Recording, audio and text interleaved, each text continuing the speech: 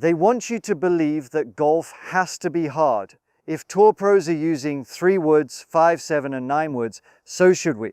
I'm going to show you why this one club is your secret rebellion against the chaos, especially if you're over 50 and still struggling with consistency. This is a tricky shot to play. We've got quite a long distance for our shot to go. It's a par 5. We want to try and advance it as much as we can. But here, the grass is really going to tangle up. It's going to be hard to get back down to that ball. And yes, an iron can do it, but you have such a small margin of error. You have to be very precise. But with a hybrid, again, you've got a larger sole on the bottom, more forgiveness. It's going to help glide through just that little bit easier. You can't hit it as far as you could off the fairway, but that's not the goal here. We're just trying to make solid contact that advances it without screwing up too badly. How do we make the most of this shot out of rough? Same kind of rules apply when you're hitting an iron. You want to stand a little bit closer to it because we're also going to grip down it a little bit. What's that going to do? It's going to, in essence, without really having to think or try anything different, you are going to have a slightly more steeper angle of attack, which is going to help us get that ball first.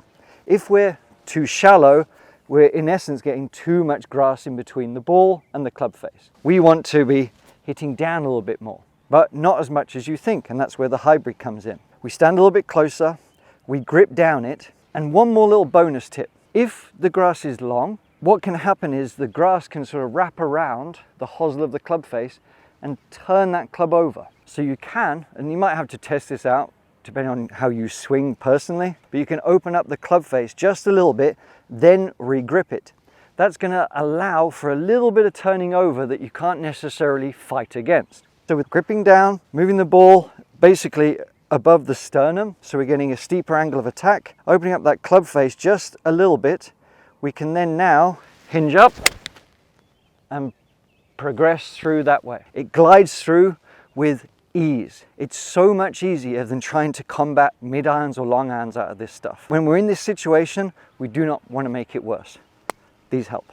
This absolutely sucks. No! God, please, no! No! It doesn't happen too often, but when it does, when you land in a pretty grotty divot, it makes the shot so much harder. Yes, you can use an iron, but with the advantage of a hybrid, there's a couple of things that make this just a bit easier, especially if you've got a decent distance to go. Obviously, there's a thicker bottom edge here. The sole is bigger, which helps glide through an uneven surface that we have within the divot. With this uneven surface here, an iron is going to find it much harder to navigate through the turf because there's less of a sole. It's going to be harder to basically flatten that out to get that even strike. With this bad boy, it's going to do a lot of that work for us, so we can get the ball but then continue through with the least amount of disruption. The other benefit is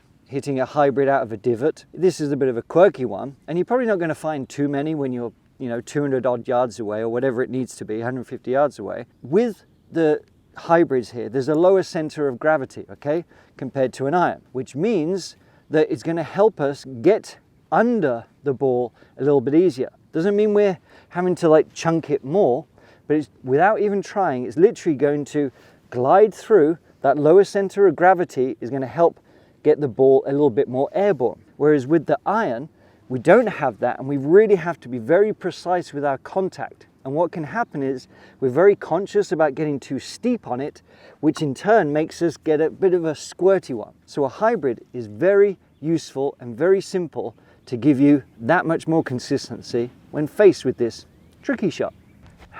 Well, this is never a good sight. Hit a decent drive, but it ran off the fairway, okay? So what do? You can just chip out directly this way, but I'm still going to have a very long shot ahead.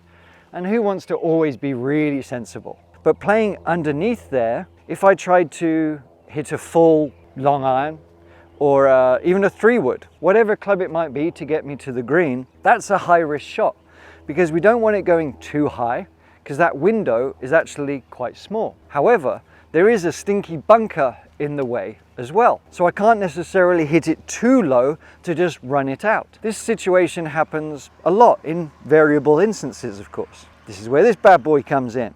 It's going to help us keep the ball low, but it's going to enable us to have that sweeping action a little bit more of a flatter ball flight. Instead of it being like a chip or trying to punch it out, which can often cause too much spin, or we just don't make good contact. We keep it so simple. We're trying to do a good half swing, but I'm utilizing the utility wood, hybrid, whatever you want to call it. I'm threading the needle, but it's going to give me that perfect balance of trajectory and direction without having to worry too much about contact or having to manipulate my swing in any real way, shape or form. So I'm just going to tap it out, okay? So easy.